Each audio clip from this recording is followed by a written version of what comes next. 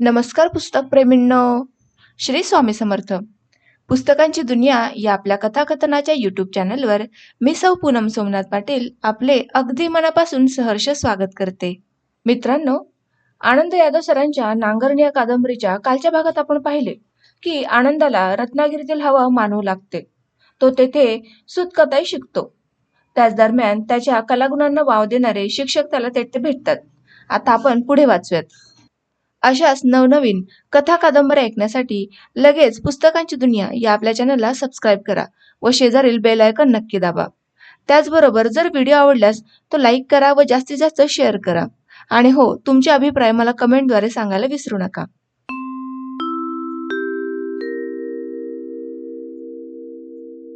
गावाकडनं शिरपा आणि आबाजी यांची पत्र येत होती. आबाजी सगळ्या गोष्टी सविस्तर कळवत होता. मनासमोर घरचं सगळं चित्र उभं राहत होतं. पहिले 2 दिवस घरात कुणी माझी चौकशी केली नाही. शेजारणीनं सांगितल्याप्रमाणे आईला वाटलं मी असेन गेलेला नोकरीच्या शोधासाठी कोल्हापूरला. कदाचित मी कोल्हापुरात थांबणार असेन म्हणून चादर नेली असेन. पण दुसऱ्या दिवशी रात्री दादाला कळलं की माझे वस्तीचं घोंगडं घरातही नाही आणि मळ्यातही नाही. तेव्हा दोघांना संशय आला. आईला वाटलं घोंगडं मळ्यात नाही की दादाला वाटलं ते घरात आहे. 2 दिवस गेल्यावर तिसऱ्या दिवशी उठून आईनं आबाजीजवळ चौकशी केली. आबाजी, 2 दिवस झालं अंदा कुठं गेलाय? मला काय माहित नाही. एखाद्या व्यक्ती कोल्हापूरला बी गेला असेल. मला काय सांगितलं नाही त्यानं. कोल्हापूरला? कोल्हापूरला गेला नसेल त्यो. वस्तीचं घोंगडं आणि चादर घेऊन गेलाय. त्याची कापडं बी घरात नाहीत. खरं? त्यानं प्रथम आश्चर्य व्यक्त केलं. मग आठवल्यासारखं करून म्हणाला, त्यो शिकायला म्हणून कुठंतरी गेला असणार. मला म्हणत होता कुठं बी जाऊन शिक्षण पुरं करतो. महाराष्ट्रातली सगळी शेरगावं पालती घालीन. तिथं नोकरी मिळाली तर करेन. नोकरी बघत बघत कॉलेज शिकेन. जिथं मिळेल तिथं शिकेन असं म्हणत होता. आईला आबाजीने सांगितलेलं हे बोलणं माझं होतं. मी काय बोललो हे आबाजी सांगत असताना तिकडं तिनं दुर्लक्ष केलं आणि आबाजीला म्हणाले, आबाजी, खरं सांग, तुला तुझ्या आईबाची शपथ आहे. तुला तो सांगितल्या बघार जात नाही. जिकडे शिकणार असेल तिकडे शिकू दे त्याव. पर आमासनी निदान कुठे शिकतोय त्याचा पत्ता तरी असू दे. आबाजी बावचळला. गुळमुळून क्षणभर गप्प बसला. दुहेरी अडचणीत आला. त्याला आईबाची शपथ घातलेली. दुसऱ्या बाजूनं आई मला शोधायला जाईल याविषयी त्याला वाटणारी भीती आईनं दूर केली. त्यामुळं क्षणभर त्याला वाटलं की सांगून टाकावं, पण तो सावरला. आता त्याला माझ्या सुरक्षिततेपेक्षा त्यानं पहिल्यांदा जे सांगितलं त्याला चिकटून राहणं योग्य वाटलं. नाहीतर तोच खोटा पडणार होता. मी आणि त्यानं सगळं ठरवून मी त्याच्या मदतीनं गावाबाहेर पडलोय असं आईला वाटेल याची त्याला भीती वाटू लागली. कारण नसताना आपण त्यात गुरफुटू असं वाटू लागलं. नाही, अंदाची आई, मला तो कुठं गेला हे माहिती असतं तर लगेच सांगितलं असतं की तुम्हाला. आणि असं कुणाला सांगून तो जायचा नाही. त्याला बी तुम्ही हुडकायला येशील हे बी आहेच की. या उपर जर का त्याचं पत्र बित्र आलं तर मी तुम्हाला सांगतोच. आई रडवेला तोंड करून परतली.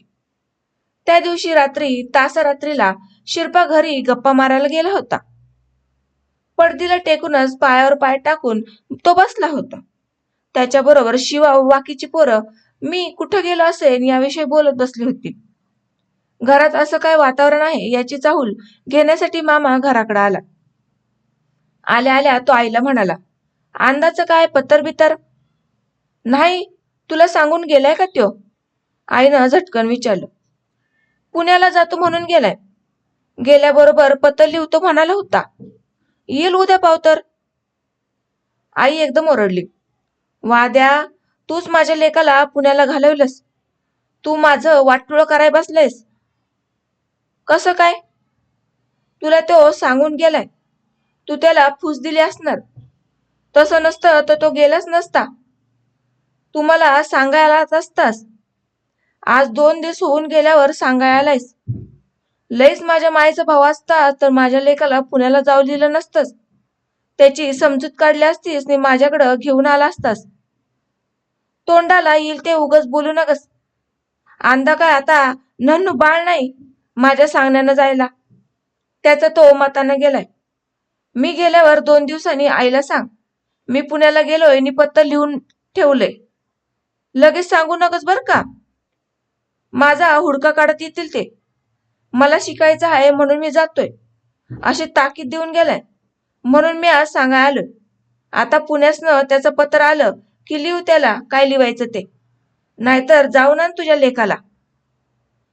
मध्ये शिरपा म्हणाला, मला वाटतंय आनंदराव मुंबईला गेला असणार. मला ते सारखं म्हणायचं की मी आता मुंबईला शिकायला जाणार. पण मला वाटायचं जवळ पैसा नाडका कुठलं जातात मुंबईला. उगच काहीतरी मनातलं नुसतं बोलत असतात असं वाटत होतं. माझा लोक 10 दिशांनी उधळला ग बाई म्हणून आईनं रडायला घातलं. माझ्या आठवणी काढून मोठ्यानं रडू लागली. तिचं रडू ऐकून शेजार पाजारच्या बायका पटापटा घरात आल्या. मळ्याकडनं घराकडे येणाऱ्या गोपातात्याला हे दिसलं आणि तो पण घरात आला. त्याला बघून आईनं हंबरडा फोडला. दाजीबा, माझा लोक पुण्या मुंबईकडं तोंड घेऊन गेला हो. त्याला तुम्ही जाऊन आणा.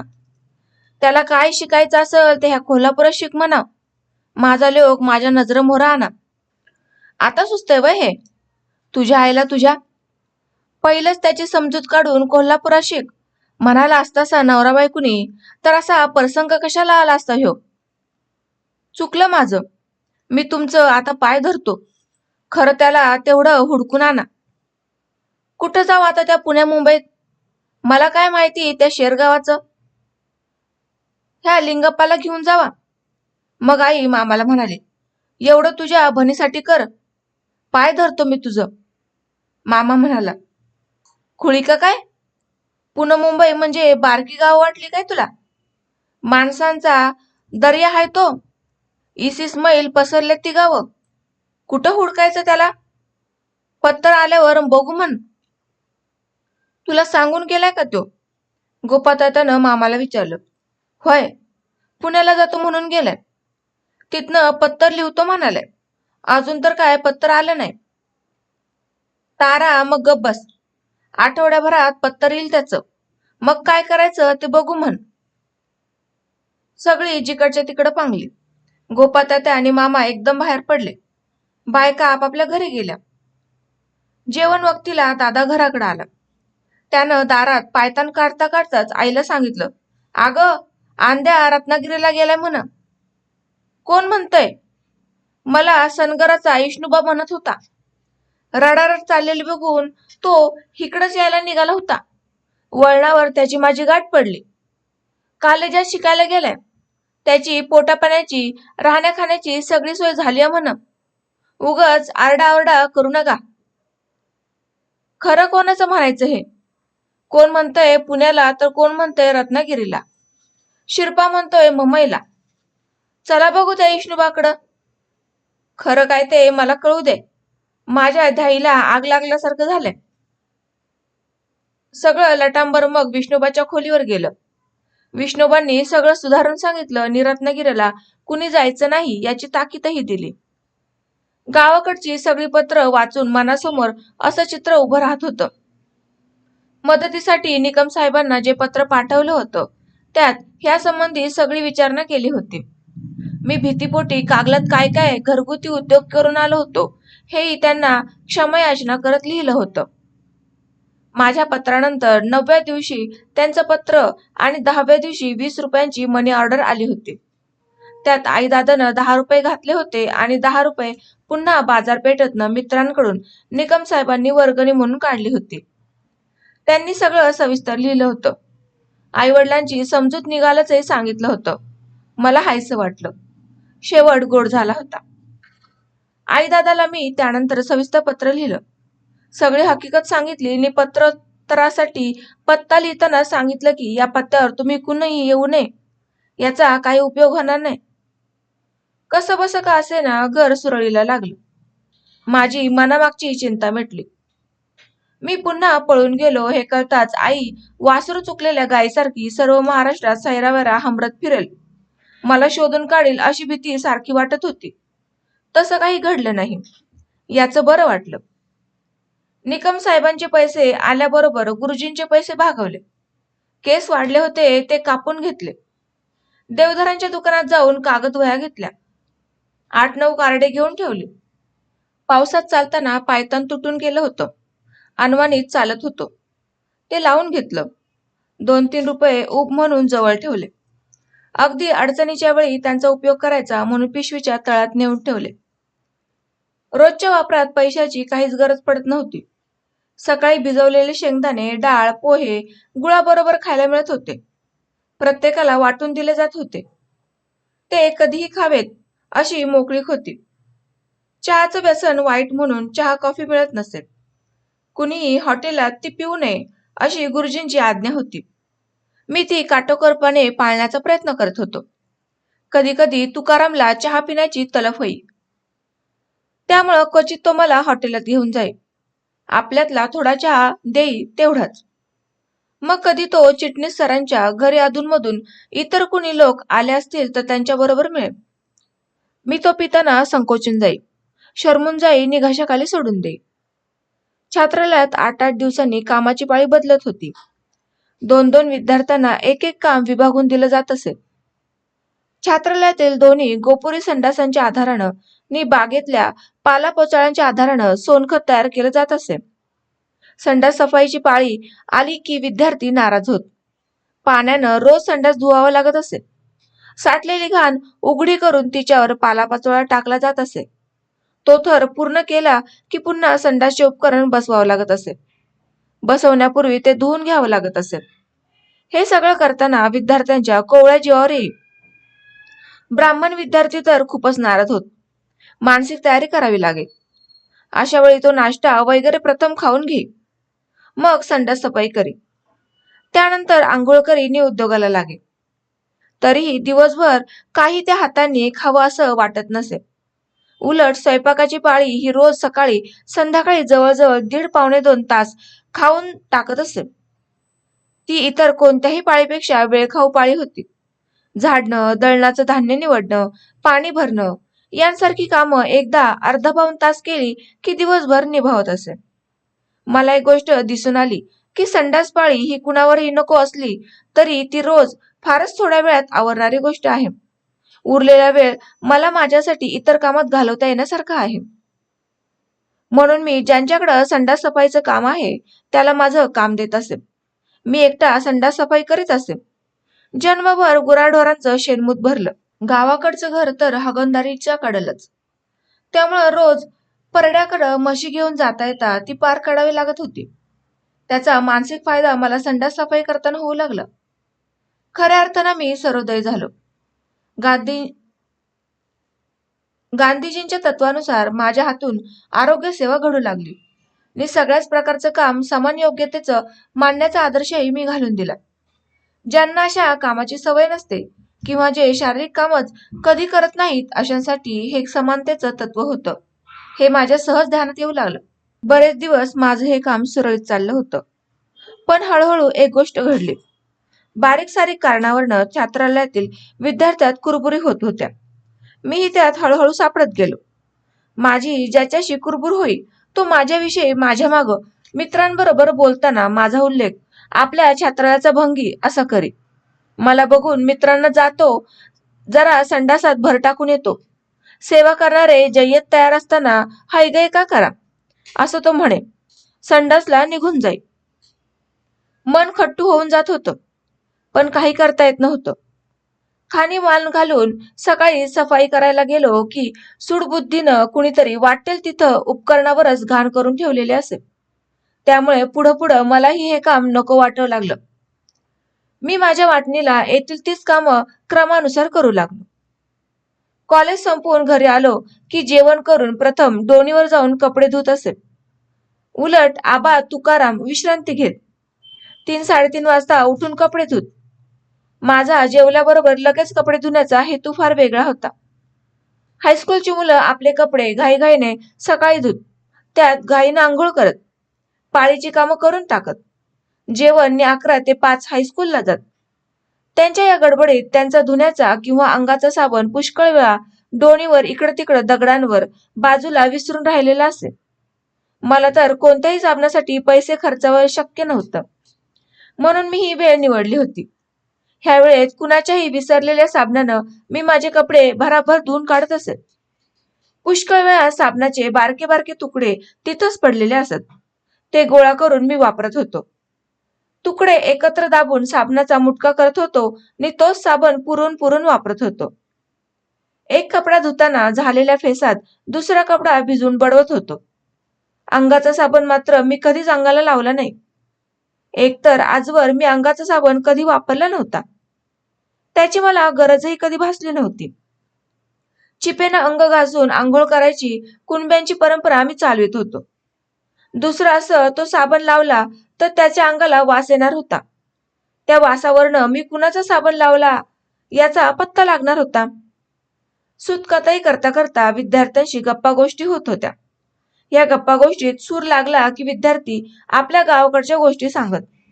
आपले आई वडील कसे प्रेमळ आहेत, भावंड काय काय करतात याविषयी ते बोलत. घराकडच्या गमती जमती सांगत. मीच तेवढा एकटा देशावरचा होतो. बाकीची सगळी मुलं कोकणातली. त्यांचे आई वडील त्यांना अधूनमधून भेटायलाही येत होते. त्यांना खाऊचे डबे आणत होते. घरवेळी मुलं आई वडील परत जाताना रडत. त्यांची इच्छा शिक्षण सोडून देऊन गावाकडे येण्याची असे. आई वडील आणि गुरुजी यांची समजूत काढत. 4 दिवस मग ती उदास होऊन वागत.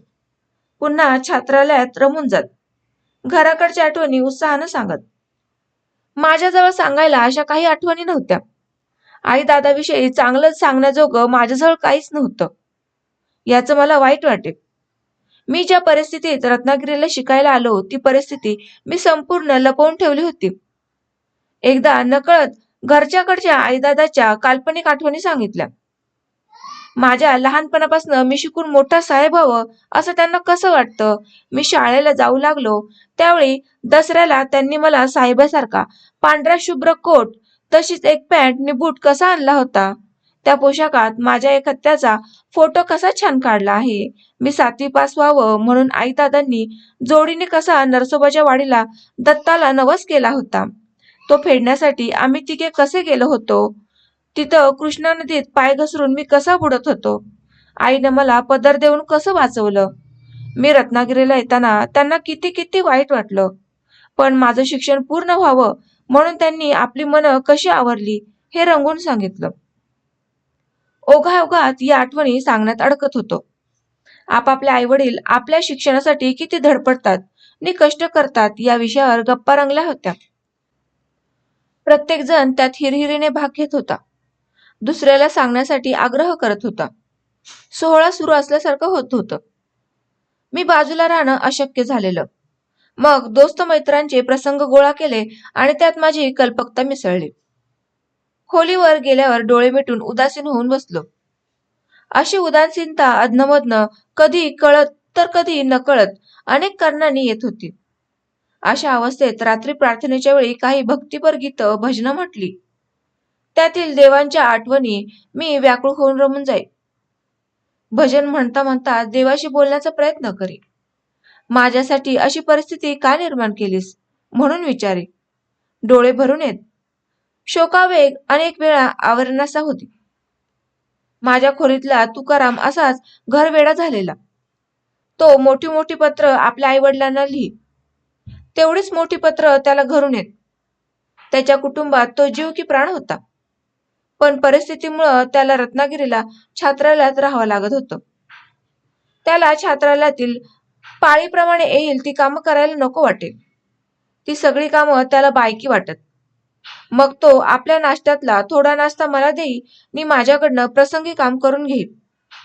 घरून आलेल्या पैशातनं हळूच हॉटेलातनं चमचमीत खाऊन येई. कोणत्या हॉटेलात काय चांगलं मिळतं ते रसिकतानं सांगे. मिसळ, चिवडा, कांदा पोहे, भजी, शिरा, चहा या पलीकडं त्याचे झेप नसे. मी त्याचं कौतुक ऐकून असं का म्हणत तोंडातल्या तोंडात सुटलेलं पाणी गिळत असे. क्षणभरानं मला आदर्शाची आठवण करून दे. त्याचा फौजदारी बडगा दाखवून दे. सप्टेंबर महिना. फिरणं हुंदडणं कमी होऊन अभ्यास जोरात चालला होता. तुकारामचं लक्ष अभ्यासात नव्हतं. तो नुसताच पाथरीवर उताना पडून राही नि उघड्या छातीच्या आसपासचं अंग एका हाताने चोळे. मग उठून भराभर पत्र लिहित बसे. जुनी पत्र टंकेतनं काढी नि वाचत बसे. त्या दिवशी त्यानं मला आपली घरची पत्र वाचायला दिली. 10-15 विस्तृत पत्र मी वाचली. भावंडांचे, आई मुलाचे, वडिलांचे गाढ प्रेमाचे धागे त्यात उलगडत होते. त्या धाग्यांनी हे कुटुंब कसं एकमेकांना बांधलं गेलंय याची कल्पना आली. त्यांचं कुटुंबाच्या कुटुंब नावाशिवाय वयावर माझ्यासमोर उभं राहिलं. त्यांचे आवाजही माझ्या कानावर येऊ लागले. मनानं मी त्या कुटुंबाला फार जवळचं मानू लागलो. तुकाराम आणि मी मग त्याच्या कुटुंबाविषयी अर्धी अधिक रात्र बोलत बसलो. सगळ्यांच्या प्रेमाच्या कथा तो मला सांगत होता आणि मी उपाशी माणसासारखा हपापून त्या ऐकत होतो. दुसऱ्या दिवशी संध्याकाळी मी चिटणीस सरांच्याकडे गेलो. तिथे जाऊन प्रार्थनेच्या वेळी परत आलो तर मला कळलं की तुकाराम 2-3 दिवसांसाठी गावी निघून गेलाय. मला एकदम एकटं एकटं वाटू लागलं. रात्रीचं जेवण आटपून मी खोलीवर आलो आणि अंथरुणावर आडवा झालो. तुकारामची पथारी तशीच पाखरू हरवलेल्या घरट्यासारखी मोकळी पडली होती. घरात माझ्या हातरुणाची जागा अशीच मोकळी पडली असणार. पंक्तीची येळ. सगळी भावंड आता जेवून एका कडेनं हातरुणावर पडली असतील, नाहीतर हातरुणावर बसून गप्पा मारत असतील. मोकळ्या जागाकडं बघून माझ्या आठवणी निघाल्या असतील. ह्या वक्ताला दादा रत्नागिरीत काय करत असेल बरं? आईला वाटत असेल पोरग जेवलं असेल का नाही अजून. दादा मळ्यात एकटाच असणार. शिवा नाळरोगी. त्याला वस्तीला जावं लागतंय का कुणाला दखल. शिवाला निसाची कामं अजून जमत नाहीत. मळ्यात आता जुंधळाची भांगलणी सुरू झाली असतील. ह्या दिवसात हीच कामं मळ्यात असतात. 6 जणांचं 6 हार एकदम होईत असतील. दादा, आई, हिरा, शिवा, धोंडू, सुंदरा एकाकडं एका रांगत एकदम बसत असतील. जुंधळाला वाटत असेल औंदा आनंद कसा दिसत नाही. बैलासने बी असंच वाटत असेल.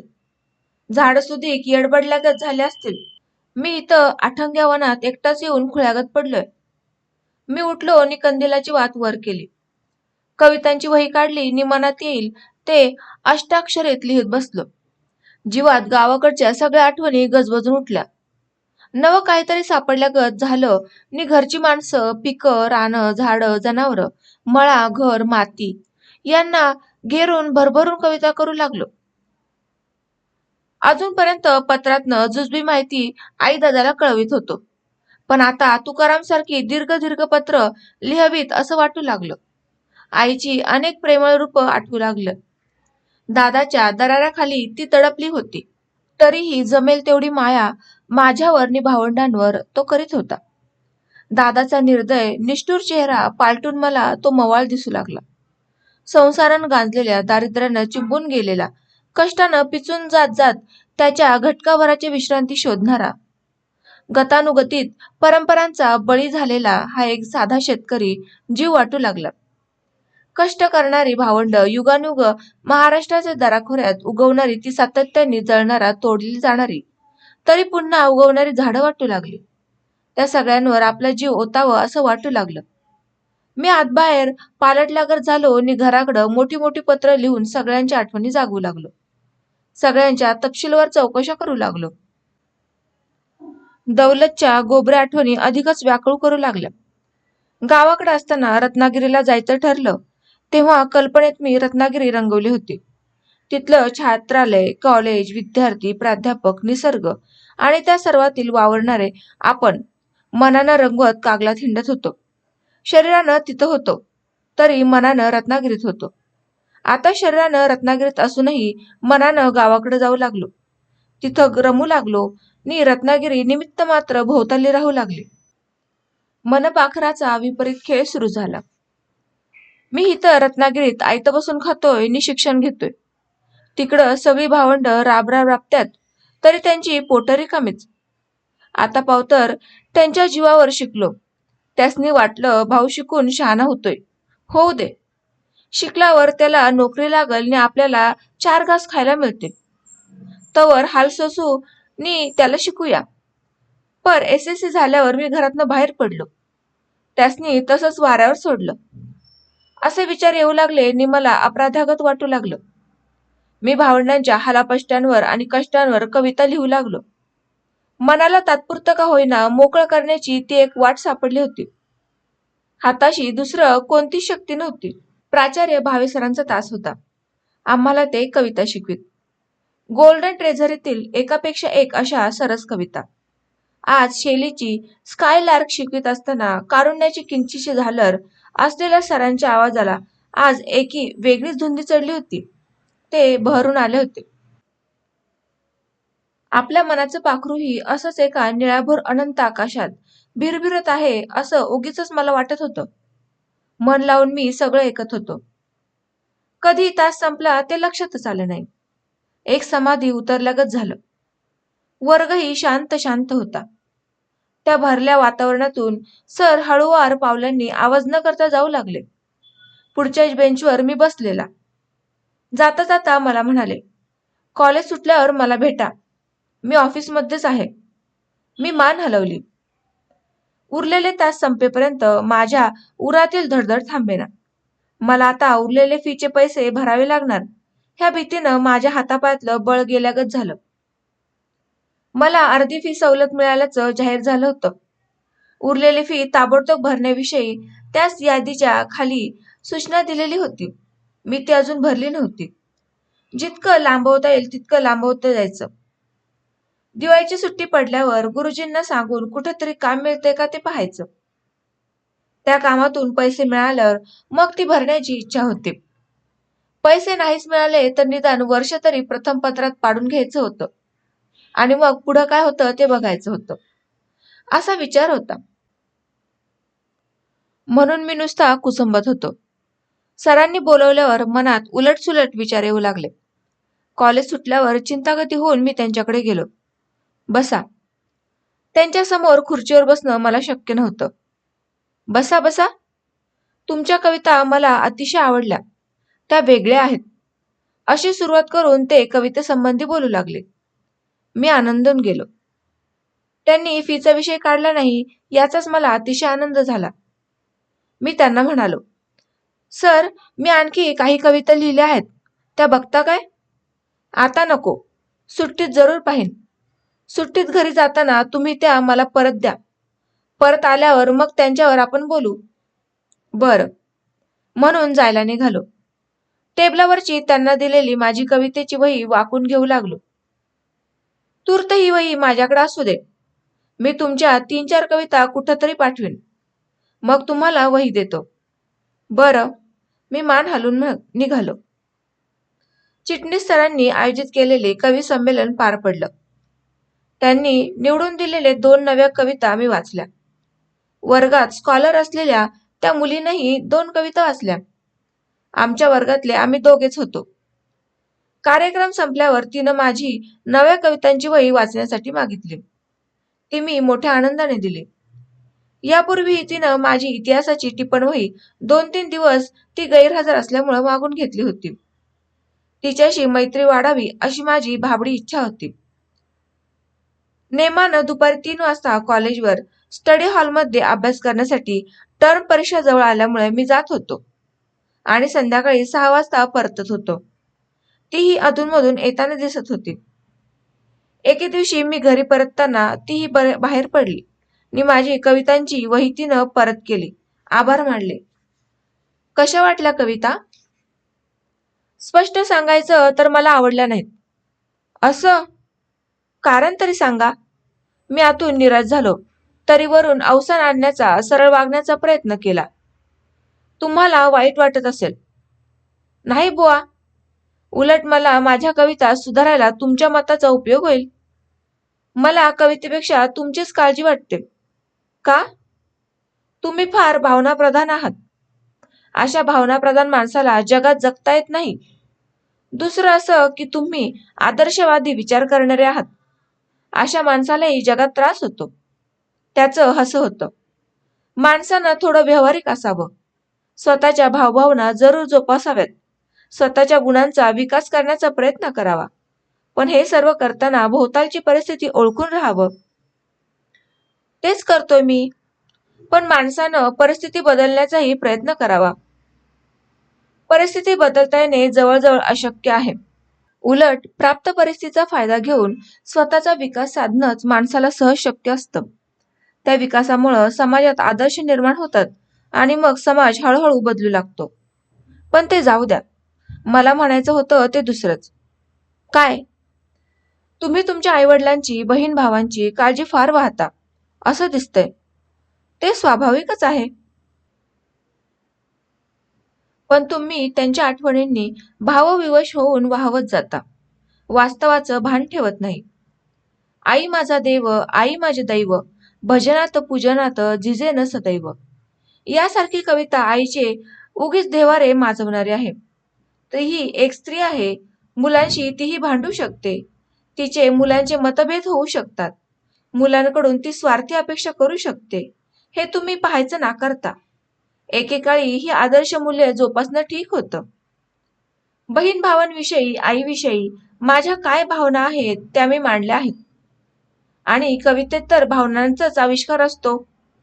माझा स्वभाव भावनाप्रधान आहे. त्याला माझाही इलाज नाही. माझ्या शरीरपिंडाचा तो घटक आहे. ते ठीक आहे. पण तुम्ही जुनी कालविसंगत झालेली मूल्य जोपासता आहात. खरं तर तुम्ही तुमच्या भोवतालच्या परिस्थितीमुळं उद्ध्वस्त झालेल्या स्वप्नांचं, भावनांचं रेखाटन करायला पाहिजे. शिवाय तुमची कविता तुमच्या वयाबरोबर वाढली पाहिजे. व्यक्तिमत्वातील स्वाभाविक घटकाला जवळची असली पाहिजे. उदाहरणार्थ, तुम्ही ऐन तारुण्यात आहात. या वयात माणूस प्रेमभावना उत्कटपणे जगतं.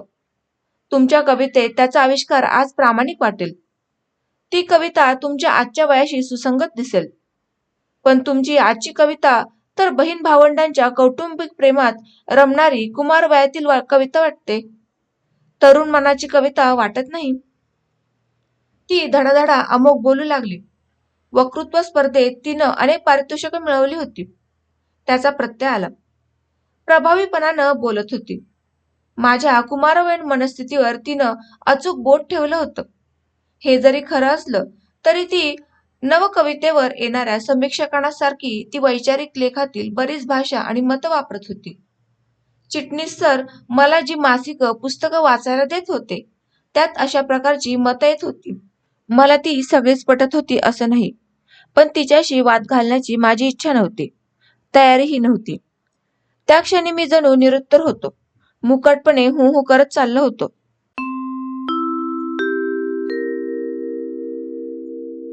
तर मित्रमैत्रिणींनो, कादंबरी वाचनातील आजच्या भागामध्ये आज आपण येथेच थांबूयात. भेटूयात पुढील भागामध्ये. असंच आपल्या चॅनलला सपोर्ट करत राहा. धन्यवाद.